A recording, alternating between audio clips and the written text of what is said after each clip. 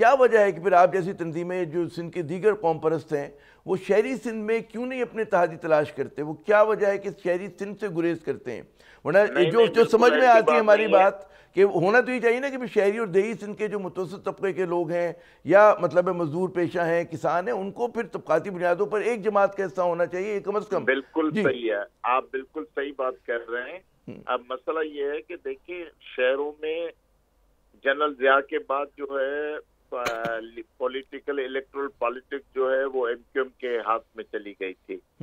تو جتنی بھی پرانی جو کمیونسٹ لیفٹ اورینٹڈ پارٹی تھی، مزدور کسان پارٹی ہے، ڈیموکریٹک پارٹی ہے، کمیونسٹ پارٹی تھی، وہ سارے کیڈر جو ہے وہ یا تو پیپلز پارٹی میں چلے گئے یا پھر ایم کیو ایم کی طرف ان کا رخ ہو گیا۔ اس وجہ سے وہ جو پروگریسو سیاست تھی اس کا بھی کراچی اور حیدرآباد جیسے اربن شہر ہیں اس میں جو ہے وہ بالکل ڈاؤن فال ہوا ہے۔ تو اب جو ایم کیو ایم کی سیاست تھی وہ بالکل انتہا کو چھو رہی تھی کہ بھائی نسل پرستی کی سیاست کرنا، اور پھر اس میں مار دھاڑ کا مسئلہ تھا۔ پھر ایم کیو ایم نے مشرف کے آنے کے بعد جو وہ ایم کیو ایم معاہد سیاست سے نکل کر متحدہ کی سیاست میں آئے، تو متحدہ کی سیاست میں جو ان کے بڑے بڑے دعوے تھے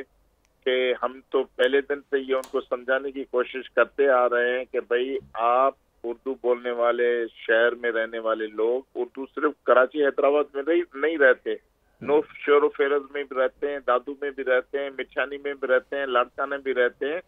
تو یہ صرف اردو بولنے والوں کا مسئلہ نہیں ہے، جو مہاجرین کا یا اربن کا مسئلہ نہیں ہے، لیکن جو شہری یہ قیادت ہے، ہم مستقل شہری ہیں، اردو بولنے والے ہوں یا سندھی بولنے والے ہوں یا بلوچی اور سرائکی بولنے والے ہوں، ہم سندھ کے مستقل شہری ہیں۔ مستقل شہری کی حیثیت سے ہمیں سندھ کی قومی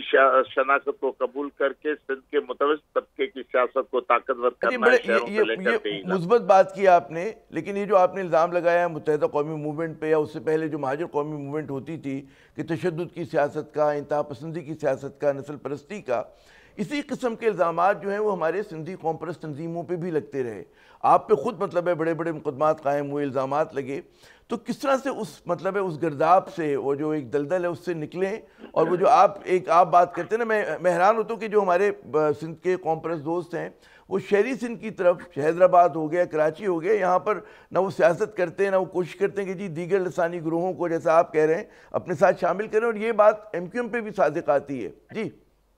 جبکہ جاگیردار پارٹیاں جو ہیں وہ تمام ان لوگوں کو شامل کر لیتی ہیں، ان میں ریفلیکٹ کرتی تمام نیشنلٹیز، تمام کمیونٹیز، تمام لسانی گروہ۔ جی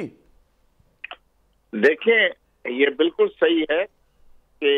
یہاں پر سیاست جو ہے وہ ٹٹ فار ٹیٹ کے لیے ہوتی ہے کہ ایک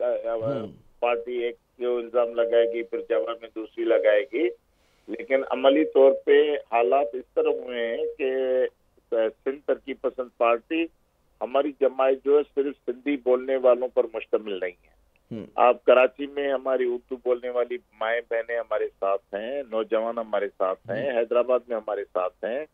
ٹنڈو الایار میں ہمارے ساتھ ہیں، میرپور خاص میں ہمارے ساتھ ہیں، ایون لاڑکانہ جیسا شہر جو ہے ہمارا لاڑکانے کا ڈسٹرکٹ پریزیڈنٹ جو ہوتا تھا 3 سال وہ مسلسل پریزیڈنٹ رہا، دین محمد میو جو راجپوت فیملی ہے، اردو اسپیکنگ فیملی ہے، وہ ہمارا 3 سال پریزیڈنٹ رہا۔ ہمارے 2 شہدا ہیں جو علی محمد اور گل محمد جو راجپوت فیملی کے ہیں، اردو بولنے والے ہیں ٹنڈو الایار میں، تو ہمارے پاس تو اردو بولنے والے شہدا کی لسٹ میں بھی شامل ہیں۔ اچھا، اب تو یہ نہیں ہے کہ کبھی ترقی پسند پارٹی کوئی کنزرویٹو جماعت ہے اور وہ کسی عام اردو بولنے والے شہری لوگوں کو۔ سبسکرائب کریں اور بیل دبائیں تاکہ کوئی خبر رہ نہ جائے۔